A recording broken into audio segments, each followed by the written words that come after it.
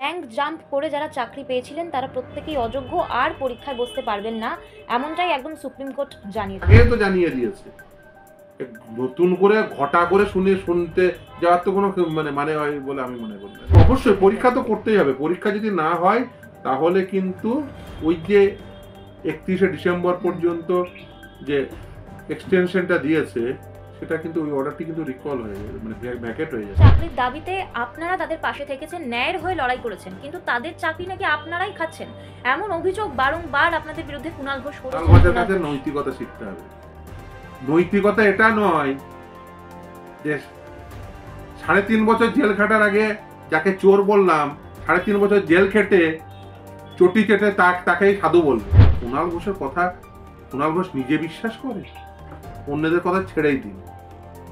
ও নিজে বিশ্বাস করে আমাকে দাও, বা মমতা ব্যানার্জি তাকে বলে এই শোন এসে তোর চাকরিটা করে দিচ্ছি। এক্স্যাক্টলি তাই তো করেছে। তারপরে সেখানে পৌঁছে ইনসান আলীদের চাকরি দিয়ে দিয়েছে। সাহস থাকলে বলুন না 2 দিন পুলিশ ছাড়া 2 দিন থাকতে, 2 দিন কেন 2 ঘন্টা থাকতে বলুন, 2 মিনিট থাকতে বলুন।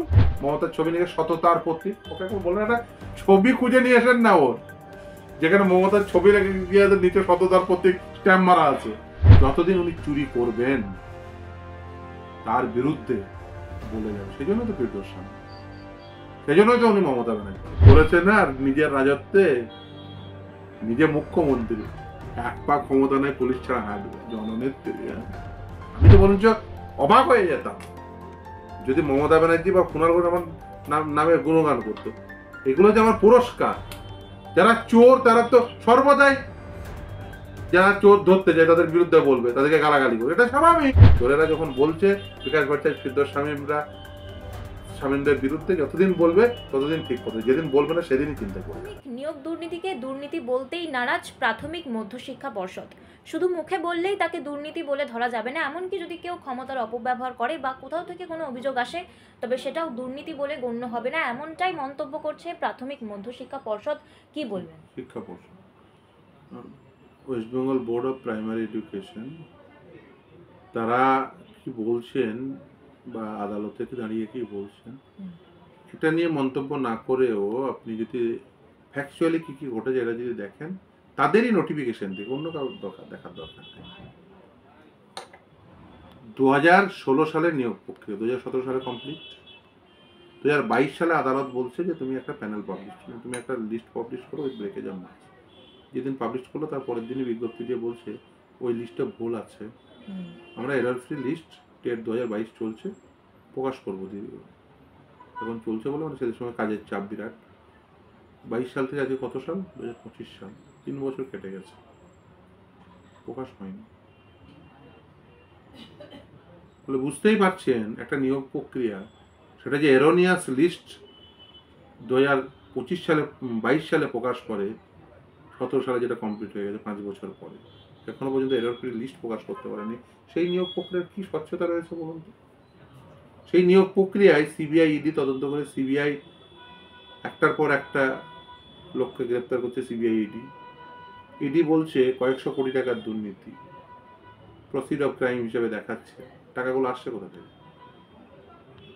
টাকা দেখতে চান, ইডির নোটিশ দেখুন, টাকা দেখতে পাবেন। প্রসিড অফ ক্রাইম এটা তো নির্দিষ্ট প্রসিডিংস এর মাধ্যমে প্রসিড অফ ক্রাইম হয়, সেই অর্থ তাদের জমা লাগে। টাকা উদ্ধার না করলে তো আর এমনি এমনি ইডি প্রসিড অফ ক্রাইম হিসেবে দেখাননি।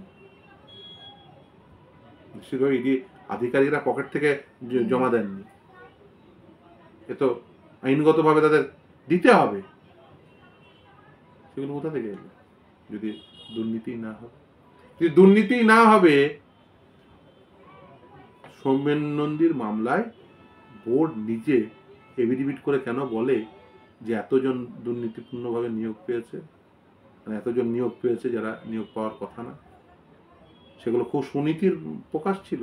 বোর্ড তো নিজের ওন ভলিউশনে বলেনি, মামলায় বলেছে, এতদিন পরে মামলা হয়েছে। দেখুন সবটাই তো বুঝতে পারছেন যে কি ঘটেছে, সকলেই বুঝতে পারছেন কি ঘটেছে।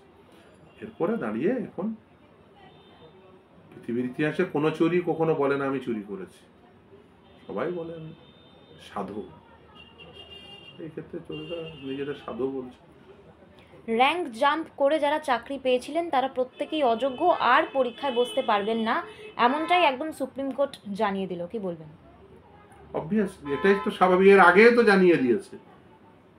নতুন করে ঘটা করে শুনতে যাওয়ার তো কোনো মানে হয় বলে আমি মনে করি না। দেখুন, রীনা কর্মকারের মামলায় তারা একটা মিসলেনিয়াস অ্যাপ্লিকেশন করেছিল, তারা সেখানে ওই সেই মামলাটি মিসলেনিয়াস অ্যাপ্লিকেশনটি ডিসমিসড হয়েছে খুব স্বাভাবিকভাবে। ওই রীনা কর্মকার যেদিন মামলা করতে ছিল কলকাতা হাইকোর্ট, আমার এই মক্ষে আমার সেদিনের কথা মনে পড়ছে, তারা ডিপ্রাইভড হলো।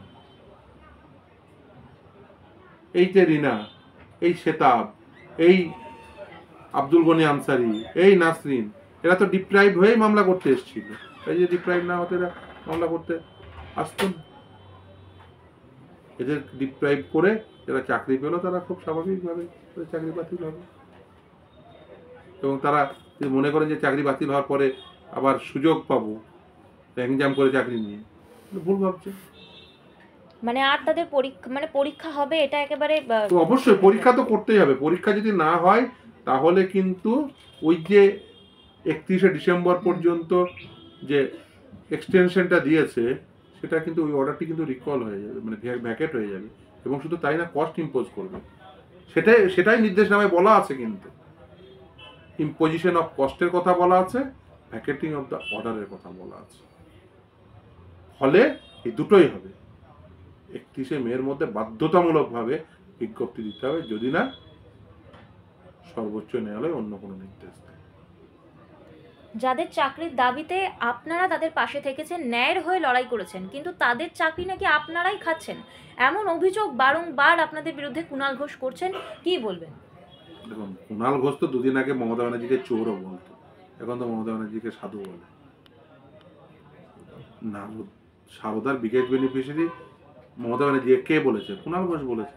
তাহলে কুণাল ঘোষ আজকে সাধু বলছে মমতা ব্যানার্জিকে সততার প্রতি। কুণাল ঘোষের কথা কুণাল ঘোষ নিজে বিশ্বাস করে? অন্যদের কথা ছেড়েই দিন, ও নিজে বিশ্বাস করে? ও নিজে বিশ্বাস করে যে ও যায় কথা বলে সত্য? এবার আসি চাকরি। দেখুন, এই যে প্রেস ক্লাবের সামনে কে আন্দোলন করছিল? ইনসান আলীরা আন্দোলন করছিল। তখন তারা আন্দোলন করছিল অঙ্কিতা অধিকারীদের বিরুদ্ধে। তখন তারা আন্দোলন করছিল অবৈধতার বিরুদ্ধে। সে মঞ্চে বিকাশ ভট্টাচার্য গেছে, ফিরদৌস গেছে, স্বাভাবিক। অনৈতিকতার বিরুদ্ধে, অবৈধতার বিরুদ্ধে আন্দোলন হবে, ফিরদৌস বিকাশ ভট্টাচার্য যাবে। কিন্তু তার অর্থ এই নয় সে মঞ্চে কেউ এসে আমার পাশে দাঁড়িয়ে ছবি তুলে দিয়ে সে মমতা ব্যানার্জির সাথে চলো আমি এবার তুমি আমাকে দাও, বা মমতা ব্যানার্জি তাকে বলো এই শোন এসে তোর চাকরিটা করে দিচ্ছি। এক্স্যাক্টলি তাই তো করেছে। তারপরে সেখানে পৌঁছে ইনসান আলীদের চাকরি দিয়ে দিয়েছে। মানে অবৈধ তার বিরুদ্ধে আন্দোলন করছিল, যে সে অবৈধতার সুযোগ নিয়ে নিল। ও মামলা করা যাবে না।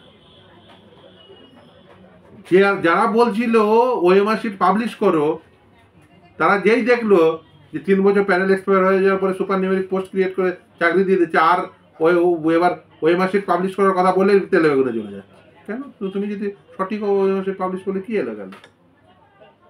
ও তোমাকে যে যারা পাইয়ে দেওয়ার ধান্দা করছে তারা সব ওই সাদা খাতার মাস্টারদের কাছে পয়সা নিয়ে নিয়েছে বলে এখন করা যাবে না। ও মামার বাড়ির আবদার।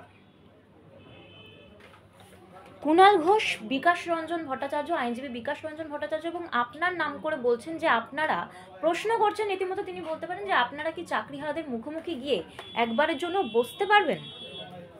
প্রতিদিন বসে আছে, প্রতিদিন বসে আছে।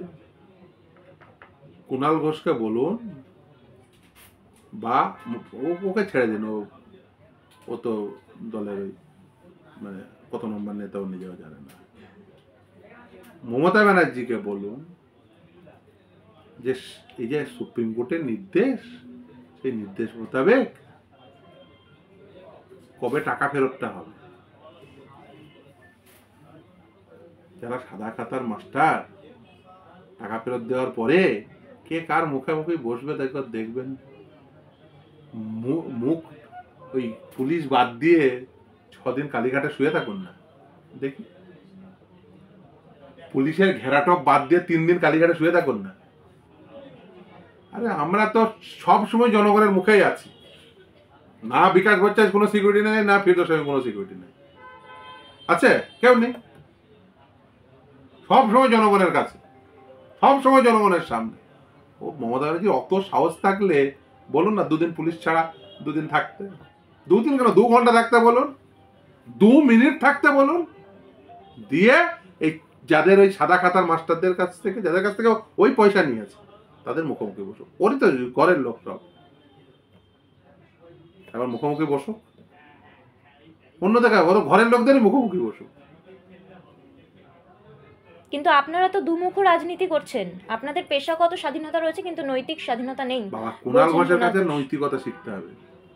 নৈতিকতা এটা নয় যে 3.5 বছর জেল খাটার আগে যাকে চোর বললাম 3.5 বছর জেল খেটে চটি চেটে তাকেই সাধু বলবো, এটা নৈতিকতা নয়। নৈতিকতা এটা নয় যে চাকরি 2 নম্বরই করে চাকরি দেওয়ার বিরুদ্ধে আন্দোলন হবে, যে তারপরে সেই 2 নম্বরই করে চাকরি নিয়ে নেবে, বা তাকে 2 নম্বরই করে তার কাছ থেকে কিছু ফেভার নিয়ে চাকরি দিয়ে দেওয়া হবে, এটা নৈতিকতা নয়, তার বিরুদ্ধে থাকাটা নৈতিকতা। এই চটি চাটারা কি করে বুঝবে? যুদ্ধদিন আগে যাকে চোর বলে তাকেই তো সাধু বলে তার পা চেটে এসে তাকে মুখপাত্র হয়, তাদের আবার কি আছে, পদলেহনকারী চটি চাটা চোর। কিন্তু মুখ্যমন্ত্রী তো বলছেন তার জন্য চাকরি যায়নি, আপনারা মামলা করেছেন ন্যায়ের পক্ষে, সেই জন্যই নাকি চাকরি চলে গেছে। অবশ্যই ন্যায়ের পক্ষে মামলা অবশ্যই আগে করেছি, বর্তমানে করছি, ভবিষ্যতে করব। ন্যায়ের পক্ষে সব ছিলাম, আছি, থাকবো। শুধু তাই না, যতদিন উনি চুরি করবেন তার বিরুদ্ধে বলে যাব। সেই জন্য তো ফিরদৌস শামীম, সেই জন্যই তো উনি মমতা ব্যানার্জি, সেই জন্য তো লোকে চোর মমতা বলে, চোর আগে এখন বল দেখতো না মমতার ছবি নিয়ে সততার প্রতীক, ওকে বলে একটা ছবি খুঁজে নিয়ে আসেন না ওর, যেখানে মমতার ছবি রেখে গিয়ে নিচে সততার প্রতীক স্ট্যাম্প মারা আছে, একটা ছবি খুঁজে নিয়ে আসতে বলুন। এমন করেছে না, আর নিজের রাজত্বে নিজে মুখ্যমন্ত্রী, 1 পা ক্ষমতা নেই, পুলিশ ছাড়া হাঁটবে, জননেত্রী। ফিরদৌস শামীম দেখো, বলুন, কোনো অসুবিধা নেই, ফিরদৌস শামীম যেমন ছিল সেরকম আছে, সেরকমই থাকবে। ওদের দেখুন, যারা অন্যায় করে তারা ভালো করে জানে যে এই অন্যায়ের বিরুদ্ধে আওয়াজ উঠবে, এবং যারা অন্যায়কারী তারা এই অন্যায়ের বিরুদ্ধে যারা আওয়াজ উঠায় তাদের বিরুদ্ধে সর্বদাই তাদের গালাগালি। আমি তো বরঞ্চ অবাক হয়ে যেতাম যদি মমতা ব্যানার্জি বা কুণাল ঘোষ আমার নামে গুণগান করতো। এগুলো যে আমার পুরস্কার। যারা চোর তারা তো সর্বদাই, যারা চোর ধরতে যায় তাদের বিরুদ্ধে বলবে, তাদেরকে গালাগালি করবে, এটা স্বাভাবিক। তো চোরদের বিরুদ্ধে যারা থাকবে তারা সর্বদাই চোরেরা তাদের গালাগালি করবে, সেটাই স্বাভাবিক, এটা তো আমাদের পুরস্কার। তার মানে ঠিক পথে আছে। চোরেরা যখন বলছে বিকাশ ভট্টাচার্য, ফিরদৌস শামীমদের বিরুদ্ধে যতদিন বলবে ততদিন ঠিক পথে, যেদিন বলবে না সেদিনই চিন্তায় পড়ে যাবো। অনেক ধন্যবাদ। চোরেরা যখন বলছে বিকাশ ভট্টাচার্য, ফিরদৌস শামীমদের বিরুদ্ধে যতদিন বলবে ততদিন ঠিক পথে, যেদিন বলবে না সেদিনই চিন্তায় পড়ে যাবো।